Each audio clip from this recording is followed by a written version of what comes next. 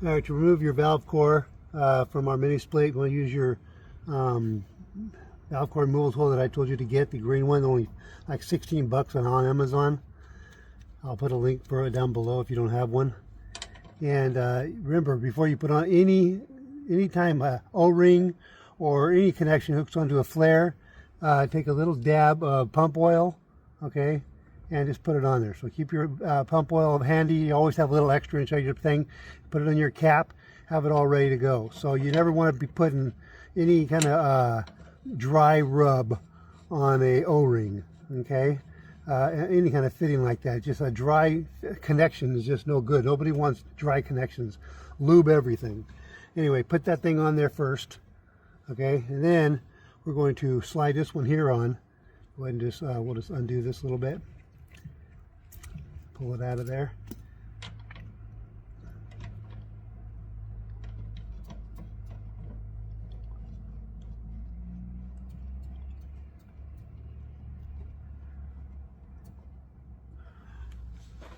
Our tube is empty. Our whole situation, we haven't opened up the refrigerant still inside the ODU. Nothing's inside here, so this part here is not all that critical because there's nothing coming out. You can see the valve's open. You know, there's nothing. So we have just take the valve core out. So you feel it as soon as you go up there and feel it. I'm going to show you what it is. It's a T. This thing here is a T. You can see it right there. Okay, it's a T and it fits on.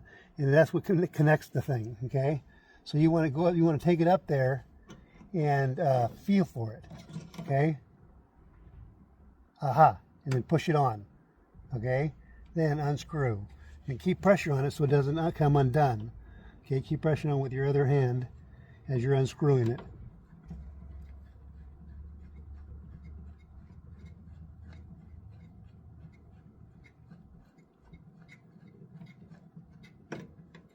Okay, and there she is.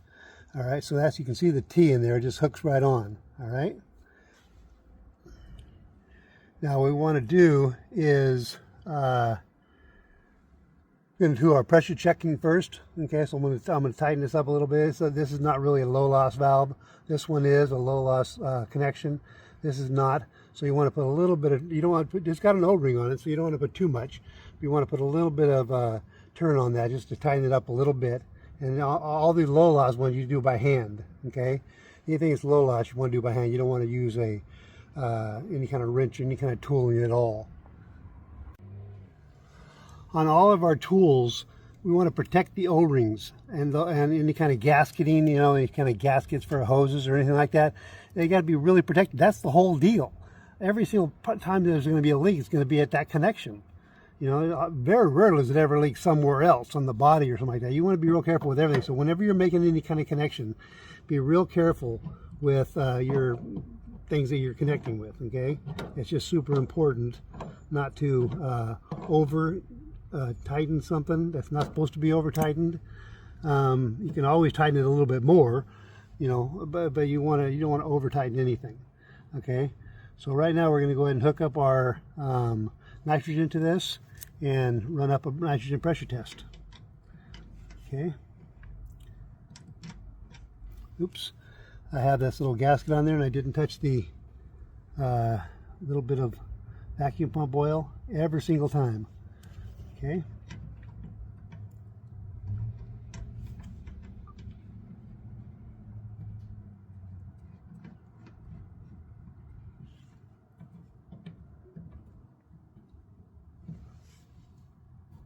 Put on our Testo pressure gauge.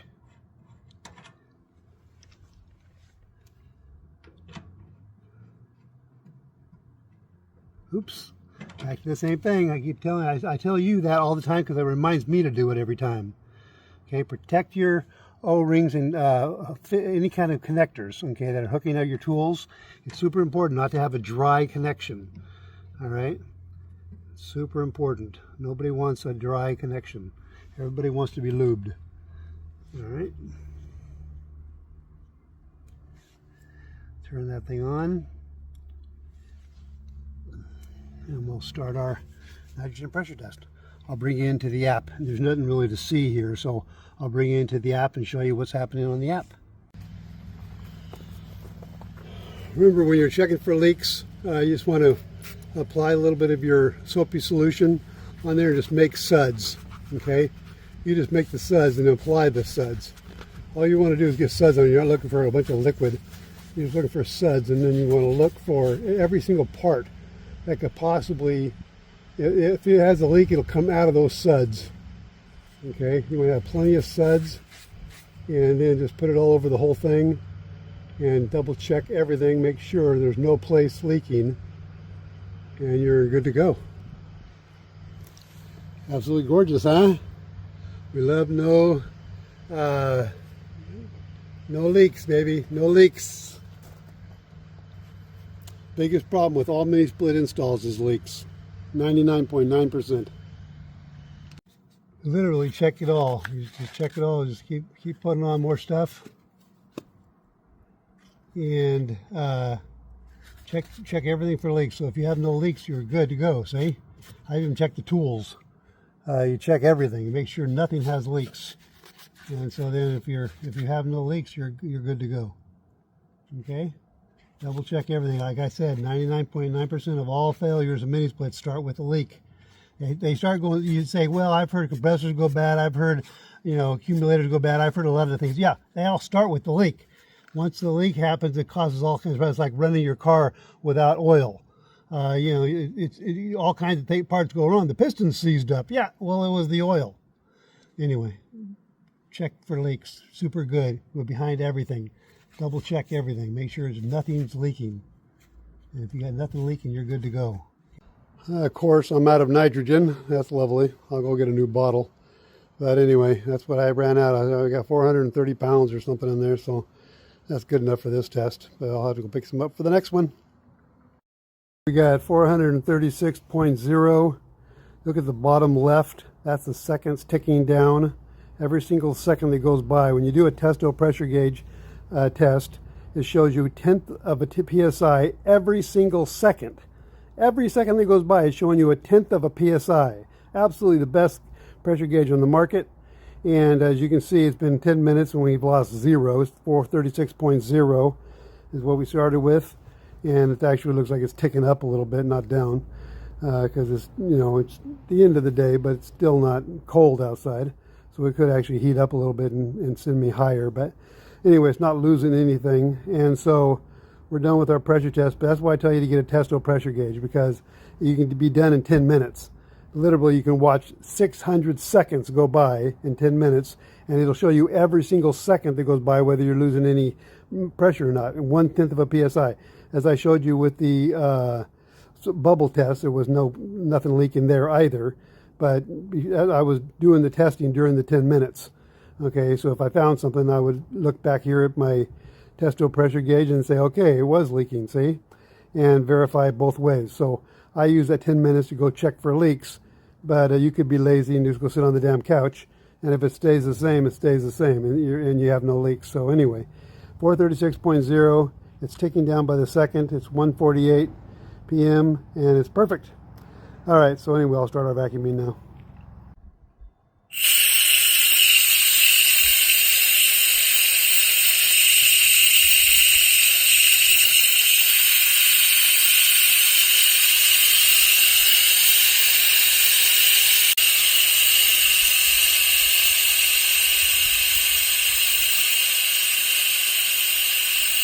Let it out nice and slow. We'll go with a nice deep vacuum. It'll help dry it out for the deepest, gnarliest vacuum.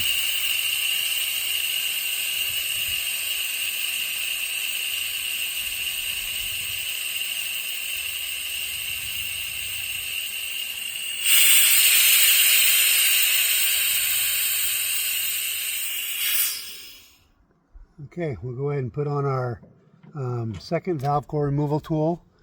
Again, always take a little dab of vacuum pump oil and put it on every flare face you have, or any O-ring or any kind of connection whatsoever, and we'll go from there. Now this one here, I don't need this part. Put this on there.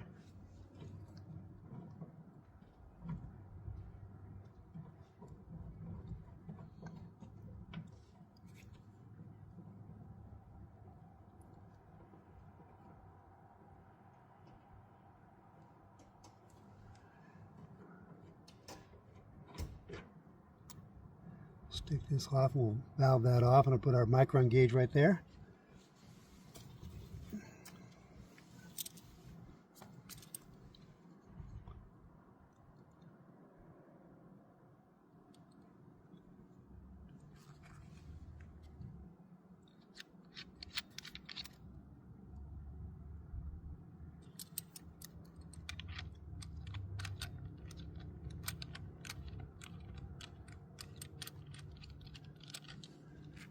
Lots of times when people are telling me they can't get things to work out right, I always say, did you put a little vacuum pump oil in your thing? No. All right. We'll go ahead and do that again and try it again. Because a dry rubber, you think of dry rubber just being cinched onto metal, just pulling and tugging and twisting and thrashing. There's just no freaking way it can work. It needs to be lubed. Anyway, beating a dead horse. All right, we're going to go ahead and shut that off right now. Got all that set up. And let's go ahead and get our vacuum pump hooked up. Okay, let's go ahead and start our vacuuming. Turn on our micron gauge. And we will open up our inlet over here. A little ballast.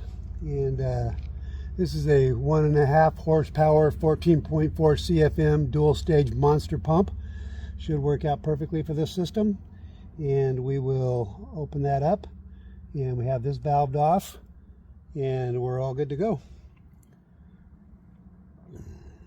Start her up.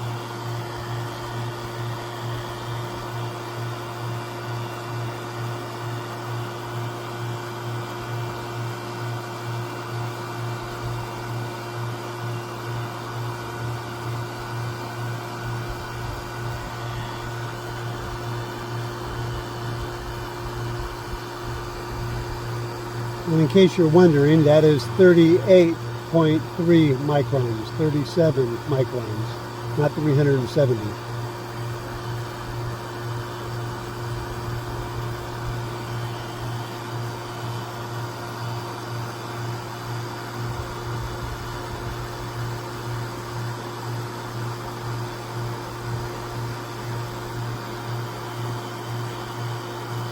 When I tell you guys to buy a big pump, you know, you may not have to get this one. This one's, you know, maybe $120 more than you were willing to spend on the original pump.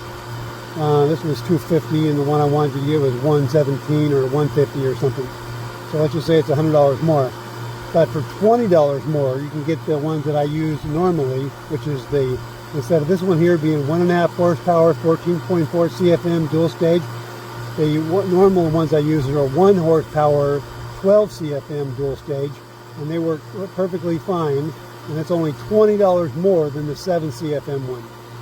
The point I'm making here is when you go bigger, it takes care of problems.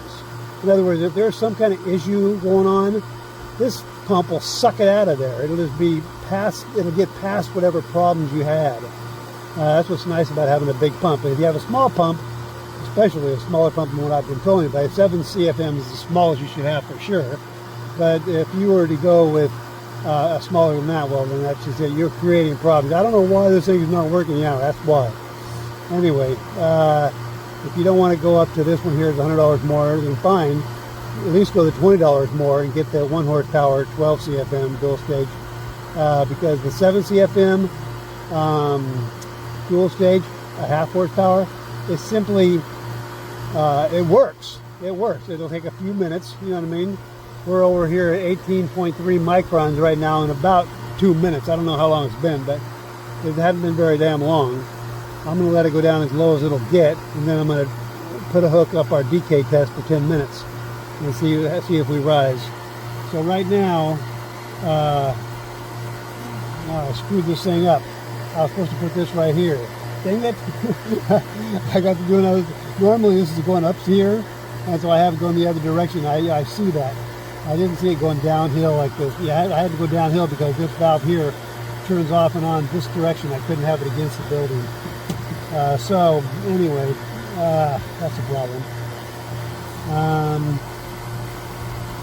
Well, it'll get a little dirty. I'll just have to clean it. I've shown you my videos on how to clean the micron gauge, and I'll clean this one after we're done.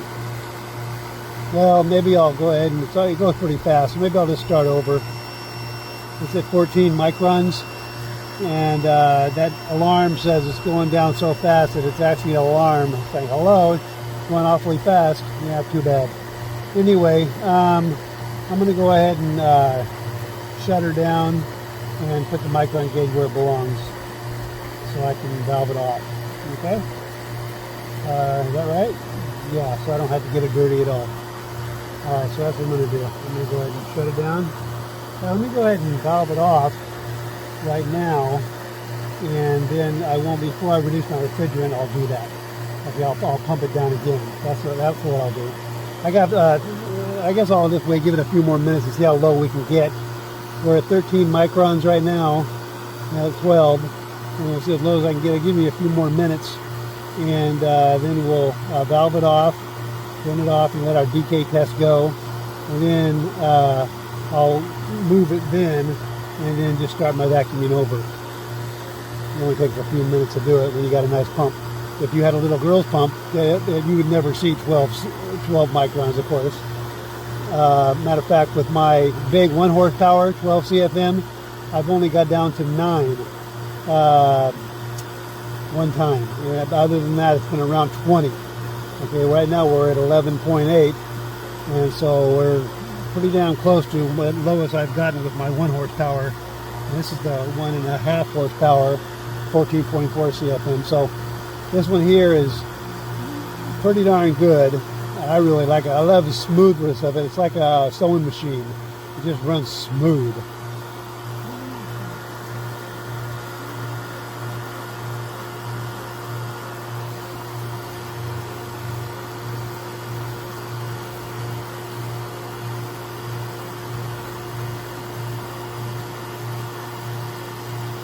It may get down to 9, like my other one did.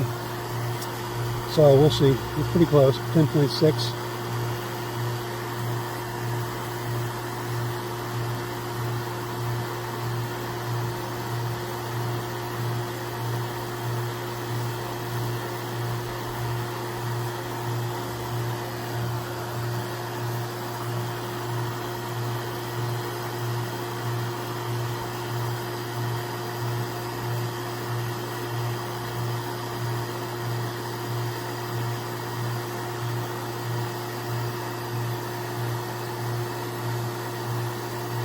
Okay, good. I made 9. I'm going to go ahead and do it. I'll vacuum again. I'll bring it back in for the end of it. You already see how good it does. You don't have to watch this again. I'll bring it to the end of it though, and show you how good it does in my second vacuuming with the micron gauge the way it belongs. You're supposed to have it right here so you can valve it off and protect it from the refrigerant when we release the refrigerant. Okay. Right now, if I release the refrigerant, it would come into here and dirty up my micron gauge. So there's no valve to protect it. There's only a valve to protect it to go this way and a valve to go this way. So I need to have it right here still. So anyway, 9.4, pretty darn good. I'll get it down to that low on the second time around. 9.3, that's pretty darn good. All right, I'll give it a couple more minutes, see if we can get to 8. If we get to 8, then I'm going to stop it.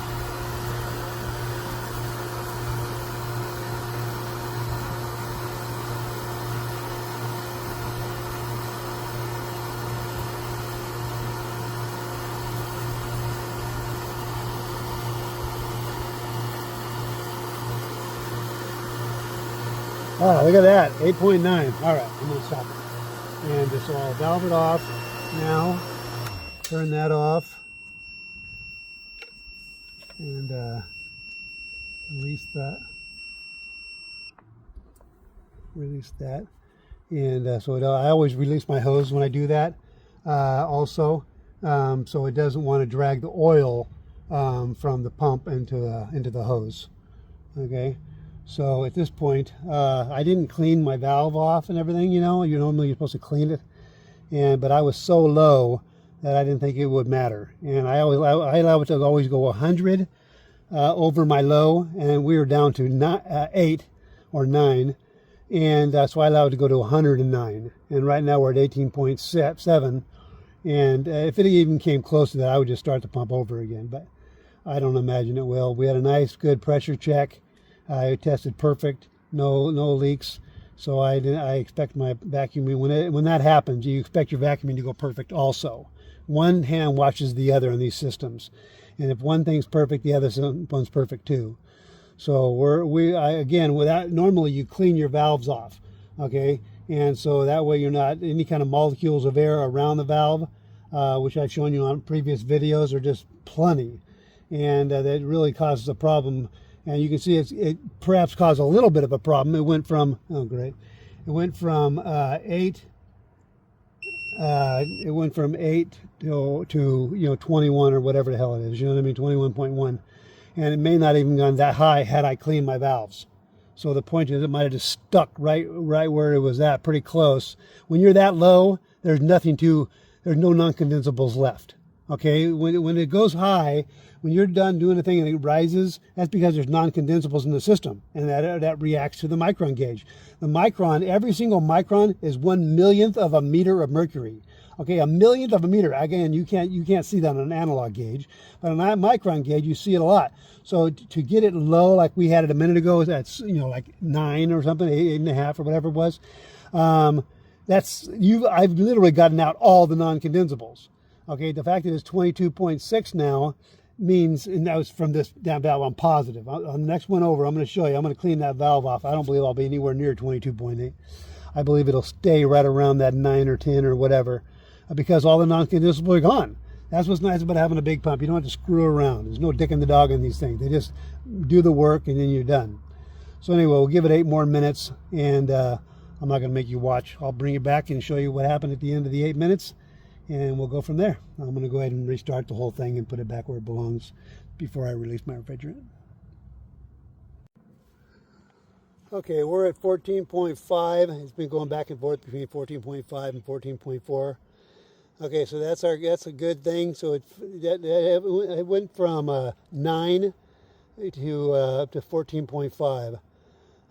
So we're all set from 9.7 or something like that, whatever it was, to 14.5 after 10-minute decay test, and we're all set. So we'll go ahead and release our refrigerant into the system, and so we'll go ahead and valve this off. And whenever you do that, this valve controls this, but this can't hold a vacuum, so don't worry about that number. Matter of fact, I'll just turn it off. It's irritating. But when you valve it off, that always just goes up. Don't worry about that. Anyway, we're set right here with our vacuum, okay? And so what I'm going to do is show you how to put your valve core back in safely, okay? So I'm going to put your valve core back in safely, and then without messing with your vacuum, okay? We have a perfect vacuum right now, and we want to make sure it stays perfect, okay? So I'm going to show you the procedure to put your valve core back in and retain your vacuum. The way I'm teaching you to do this makes it virtually impossible to mess up unless you just don't follow the simple directions. You're only going to open up this thing a whiff, just a little tiny 1 second worth of refrigerant. It's going to go in through here, it's going to go all the way up to the IDU and come back to here and put pressure on this right here. So we can mess with this valve without it messing with our vacuum. Right now we got a perfect vacuum. We're going to put back pressure on this system with refrigerant from the ODU. but we're not going to open it up like some people show on the internet, where you got a whole bunch of pressure in there, and then you got to fight the pressure, and if something goes wrong, you can lose all your pressure. Here, worst case scenario, something goes wrong, you got to replace something or whatever. It doesn't mean anything. You're only going to have a whiff of refrigerant. Everything else is still safely stored inside your ODU. Okay, so I want you to take the thing and then open it up. 1 second worth. That's it. That's it. Now that's done. It's all safe. It's all back in there. Everything's here. It's only got one little bit coming down to here. Okay, now it's protected. Your vacuum totally protected. Your whole system is filled with refrigerant. Not very much, but it's filled with refrigerant. Okay, so what you want to do is at this point, because it's filled with refrigerant, we want to let out some air, let out some refrigerant. Okay, it's right here. So we're going to loosen this air. Listen, hear that? That's the refrigerant. We let out any air now, and that section is gone now. Okay, so now we have just refrigerant pushing down on here. So it's not very much, but we push it up, okay, and then while your thumb's holding it, simply turn it. You keep your thumb or finger or whatever you got there to hold it in place and keep it pressed up while you're turning, because you're fighting gravity. It has to go this direction, okay? And so you keep your thumb on it, keep the pressure on it, and just screw it in. This was nice about these valve core removal tools I tell you to get. They got a big giant handle on them. I mean, that thing's gigantic. And if you didn't know, inside there is three or four valve cores they give you too. So brand new ones. Not that I'm using it, but the point is, they're available. I have 100 of them, but you maybe don't have them. So now you know you have extras. If you bought the tool like I told you to, yeah, each one of these tools come with 3 or 4 of them in there.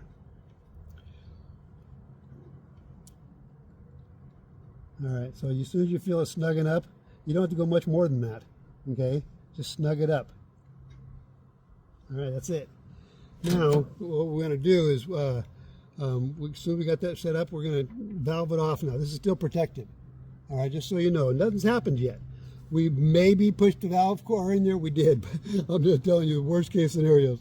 It didn't, it's actually still on here, all kinds of stuff, and whatever scenario you think in your mind you imagine is hard with this, doing this, it's not true. Almost nothing ever goes wrong in these things if you follow the simple directions. So the simple fact is, right now it's valved off. So this whole thing is totally still protected, okay, even no matter what goes on here. So I'm going to go ahead and remove this and show you the valve core is missing, is gone, okay.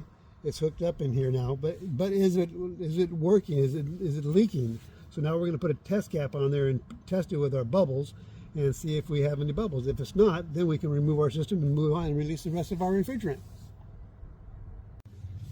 Okay, this is just a normal cap. I just drilled a hole in it to make a test cap out of it, and simply put it on there. Put a little dab of vacuum pump oil on there.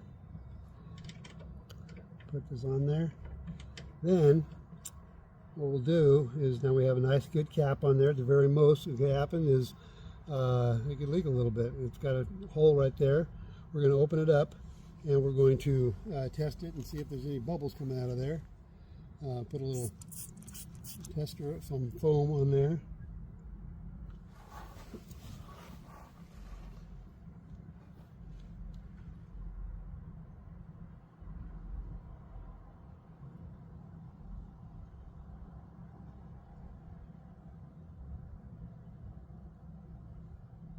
Again, as I said, that the most important thing about mini splits is leaks. Don't let nothing leak. If the valve core leaking, if this valve core was leaking, it'd be an absolute tragedy.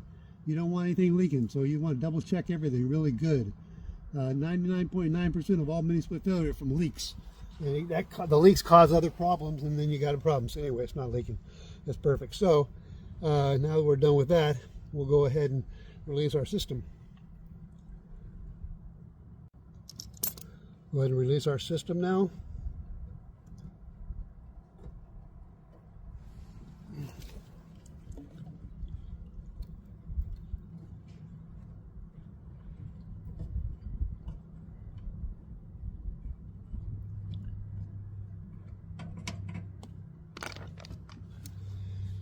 And everything's good to go. The thing is perfectly in there. Everything's set up. So now we're going to go ahead and release our refrigerant into the system. We had just a whiff. Remember, we opened up just a whiff here, and it filled it up, and it just protected our vacuum so we could deal with our gauges and everything. And now that's perfect, and that's all done. And now we're going to release the refrigerant for the whole system.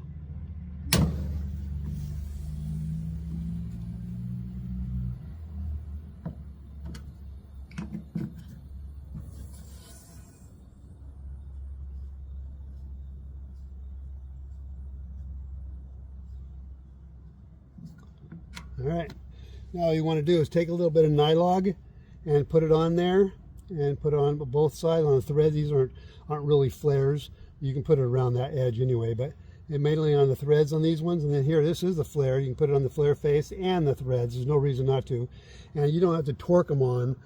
Just simply tighten them good and snug, because these three caps are part of the sealing system. You don't want this exposed to the weather. Inside here are O-rings. There's 1 or 2 O-rings in each one of these, okay? And O-rings are just rubber. Can you imagine the sun and weather getting on there? No, you want these caps on there snugly with some nylon on there. Protect them. Protect it totally. And then I showed you a video how to replace the O-rings because somebody else didn't have it on super tight, and weather got in there and rotted out the O-ring and made a whole system leak.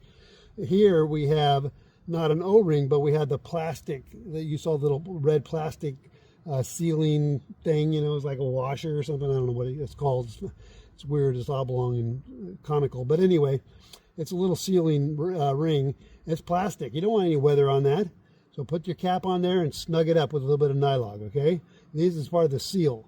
Okay, then what we're going to do is turn the system on, and we're going to turn it on full pressure. Right now it's summertime, so I'm going to put it on cooling. But if it was wintertime, you put it on heat.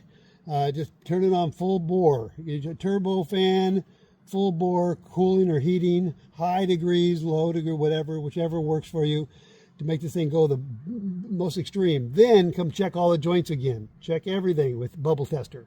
Okay, now's the time to go to check all your. Then once you check the line set up there at the IDU, then you can finish up your line set cover. Okay, now once you check the last final test is after you start the thing up, is you check all your joints, check everything for leaks. And if nothing's leaking, you can just wrap everything up, get it all snugged up, put the tape on, put everything, get it all snugged up, because you're done.